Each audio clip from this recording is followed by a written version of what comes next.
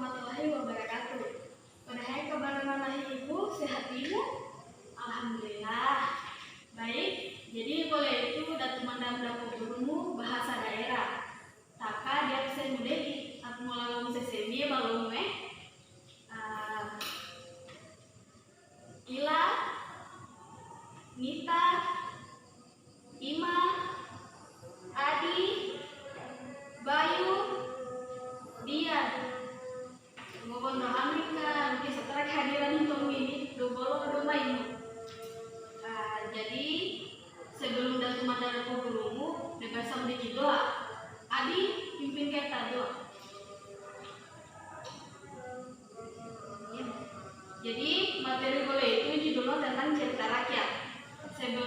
Sebelum saya mulai, saya tanya dulu kepada murid-murid sekalian, ada yang tahu pengertian teks cerita rakyat? Ada? Baik, Ila bisa menjelaskan? Iya, jadi teks cerita rakyat adalah sastra tulisan yang telah dikenal sejak lama dan sudah menjadi tradisi dalam masyarakat. Secara turun-temurun bisa juga diartikan bahwa cerita rakyat merupakan kebudayaan besar yang diwariskan turun-temurun. Baik, sebelumnya materi kita ini tentang bahasa daerah guna.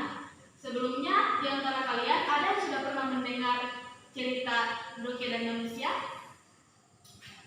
Belum? Biasanya kan cerita itu diceritakan oleh orang-orang tua di kampung, paman dan bibi kalian. Kalian belum pernah mendengar? Baik, kalau belum pernah mendengar, saya akan menceritakan kisah tentang Doke dan Manusia. Ada yang bisa membaca di sini? Tentu belum terlalu lanjut membaca bahasa daerahnya ya. Kalau begitu, ibu akan bantu kalian dalam memecahkan masalah kalian, yaitu kurang lancar bahasa daerah. Baik, ibu akan membacakan. Ondoke hukun tale tergonosaru, nondagu bukodepa nebite. Tadi ondoke ini hanya kuri imo, ngoremo pan kenano. Ondoke, akhirnya manusia, dau kamu mudah mau. Tadi peda ini kok. Akalano peraturan manusia dan sering kantoba, maka datu mauannya selalu. Belokan toba, maka datu meane bepaya sama. Jadi, dokalamu panda tendoke, duku babaku harimau. Nah, dari cerita ini kita bisa menentukan tema tentang keserakahan, di mana harimau ini terlalu serakah dengan hasrat dan nafsunya untuk memakan manusia dan hewan-hewan lain.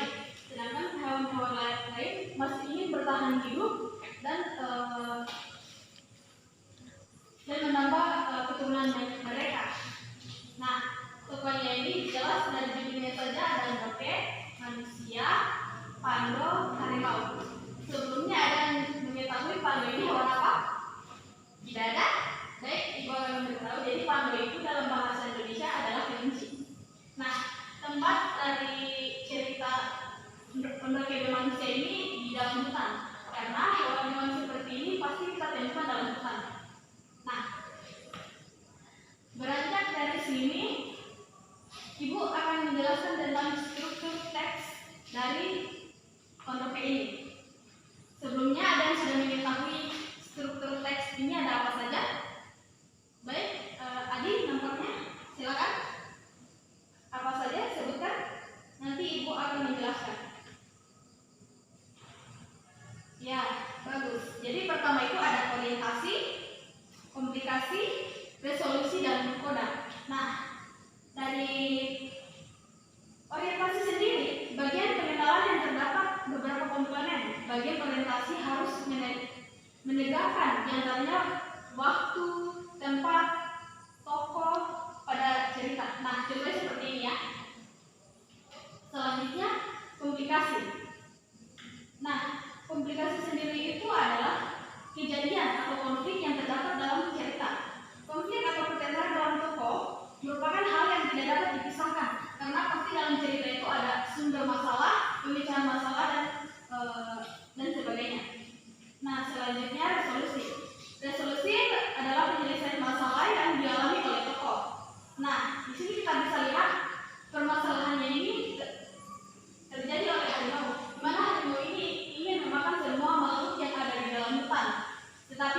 tidak oleh Doke dan Pak Ando. Selanjutnya koda. Koda adalah bagian penutup atau kritik dari pembacanya. Koda ini diambil dari nilai moral yang diterapkan dalam kehidupan sehari-hari. Nah, misalnya nilai koda dalam cerita Doke ini seperti keserakahan. Kita tidak bisa mengikuti hasrat kita sendiri tanpa memikirkan kepentingan orang lain. Nah, jadi kita dari cerita ini kita diajarkan untuk tidak serakah dan selalu memikirkan orang-orang lain. Nah, selanjutnya itu adalah materi tentang Andoke dan manusia serta rakyat ya. Apakah dari murid-murid ada yang ingin bertanya? Ayo Bu. Oke, Ila, silakan. Saya kan bertanya, berdasarkan cerita rakyat, apakah ada kejadian dalam cerita rakyat yang benar-benar terjadi di kehidupan nyata? Itu saja Bu yang saya tanyakan. Oke. Pertanyaan yang sangat bagus sekali. Sebelumnya saya menggunakan cerita itu dibedakan oleh dua, yaitu cerita dongeng dan cerita legenda. Sedangkan dongeng itu diciptakan untuk sebagai pengantar tidur. Jadi cerita dongeng itu hanya sebagai pengarang yang dikarang-karang saja untuk sebagai ketenangan.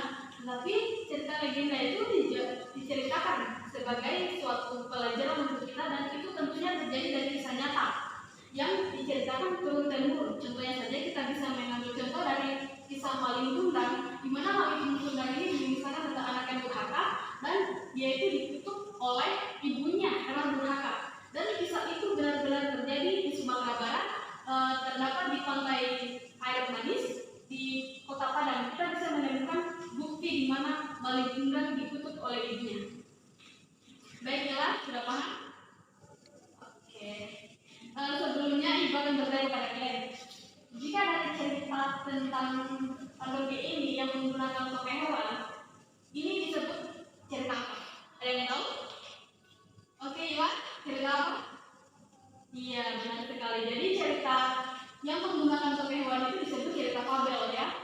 Jadi cerita fabel itu suatu imajinasi atau hayalan yang tokohnya itu berupa hewan yang berperilaku seperti manusia. Nah, kita bisa melihat contoh seperti Andoke dan manusia ini, di mana Andoke ini dan manusia mempunyai akal seperti manusia, dan tentunya dalam dunia nyata ini tidak akan terjadi pada hewan-hewan yang terlibat dalam cerita ini.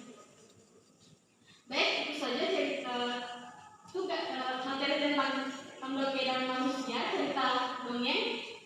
Ibu akan memberikan tugas kepada kalian. Kalian mencari cerita rakyat dari daerah kalian, lalu kalian menentukan struktur teks dari cerita kalian tersebut. Buat seperti yang Ibu jelaskan ya. Itu tugasnya individu. Kalian kumpul minggu depan secara tertulis. Sudah Madhutradala materi ini berpertemuan di sini. Nah, semoga kekawasan